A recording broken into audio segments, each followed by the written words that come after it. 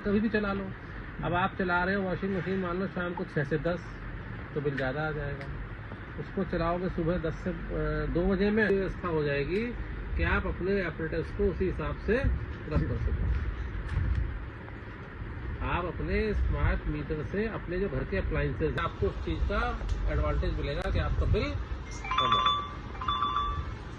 आज की जो हमने बैठक की है उसका मेन एजेंडा हमारा ये था, जो स्मार्ट मीटर शहर में लगाए गए हैं उसमें जो पिछले दिनों डिस्कनेक्शन हुए हैं और उसमें जो उपभोक्ताओं को समस्या आई है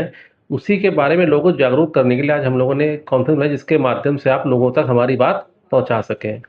तो इसमें क्या हुआ है कि जो दिनांक 23 तारीख को और एक बार 28 तारीख को पूरे यूपी में जिन स्मार्ट मीटर उपभोक्ताओं के संयोजन नेगेटिव बैलेंस में थे, उसमें से कुछ बड़े उपभोक्ताओं के संयोजन विच्छेदित किए गए।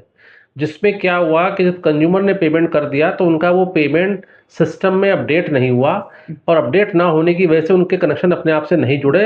और उसमें काफ़ी विलम्ब हुआ, जिसकी वजह से लोगों में उपभोक्ता में भारी रोष व्याप्त रहा। तो उसका मेन कारण ये था कि पहली बार ही पूरे उत्तर प्रदेश में बड़ी संख्या में चूंकि इतने सारे संयोजन विच्छेदित हुए थे, तो जो हमारी जो ये कंपनी स्मार्ट मीटर लगा रही है, जो ये ऐप जिसके थ्रू चल रहा है हमारा, तो जो लोगों ने पेमेंट की है उस पे ट्रैफिक सिस्टम पे इतना बढ़ गया कि वो पेमेंट, इनका जो कंपनी का सिस्टम था, एमडीएम सिस्टम होता है आरएमएस से, उसमें वो पेमेंट अपडेट नहीं हुए। अपडेट ना होने की वजह से वो संयोजन नेगेटिव बैलेंस पे कट गए। और जब लोगों ने उसके बारे में बताया तो फिर हम लोगों ने यहाँ पे एक अपनी टास्क फोर्स बना के देर रात्रि तक जिस उपभोक्ताओं के किसी भी माध्यम से एसएमएस आए, व्हाट्सएप आए, फोन आए, उनको हमने बैक एंड से कनेक्ट करा दिया।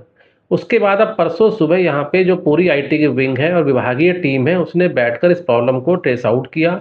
और जो भी उसकी चूंकि एक नया सिस्टम था उसमें कुछ चैलेंजेस आ रहे थे वो सारे बॉटलनेक्स दूर कर दिए हैं, जिसकी वजह से अब जो 29 तारीख और 30 तारीख और आज 31 तारीख को जो संयोजन नेगेटिव बैलेंस पे कटे थे वो उपभोक्ताओं के रिचार्ज करते ही within 5 minutes real time में अपने आप जुड़ गए, जिसकी वजह से पिछले 3 दिनों से किसी उपभोक्ता का किसी माध्यम से कोई शिकायत अभी तक प्राप्त नहीं हुई है। बेसिकली ये 28 तारीख को और 23 तारीख को 2 दिन ये घटना हुई थी, और इससे अब भविष्य के लिए दोबारा इसकी पुनरावृत्ति ना हो उसके सभी इंतजाम कर लिए गए हैं, और अब उपभोक्ताओं को इसमें कोई समस्या नहीं आएगी। जैसे ये है कि लोगों का पास में जो मैसेज नहीं पहुंच रहे थे उसका क्या रीजन है, उसके लिए क्या उसमें एक रीज़न ये है कि जब ये हम लोगों ने स्मार्ट मीटर लगाए गए थे तो इनके कंज्यूमर का नंबर ओटीपी के माध्यम से वेरीफाई किया था, लेकिन यहाँ नोएडा में क्या समस्या है कि काफ़ी जगह लोगों ने ना रेंट पे अपार्टमेंट दे रखे हैं। तो बहुत से लोगों ने क्या करा, जो लोग रेंट पे रह रहे थे उन्होंने अपने नंबर या अपने किसी नौकर का नंबर, किसी हॉकर का नंबर, अपने सही नंबर ना दे के गलत नंबर